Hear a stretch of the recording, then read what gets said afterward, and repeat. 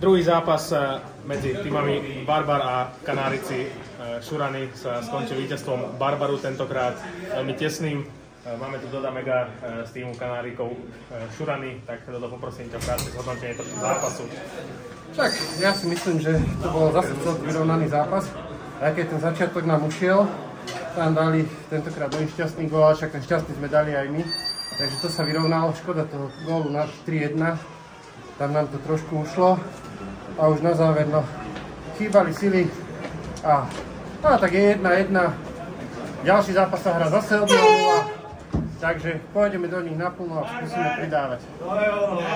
Ako som už avizoval, opýtam sa ťa, prečo ste na konci 34 sekúnd pred koncom nestiahli brankára, mali ste presovku 5-4 a mali ste teda hádzovanie v pásme?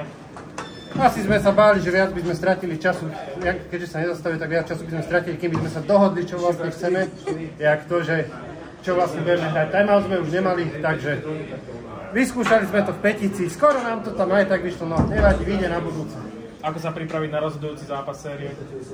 No, dneska to vypustiť už z hlavy, porozmýšľať, možno si pozrieť záznam, dneska, zajtra a s čistými hlavami do ďalšieho zápasu. Ďakujem pekne, držím palce. Ďakujeme.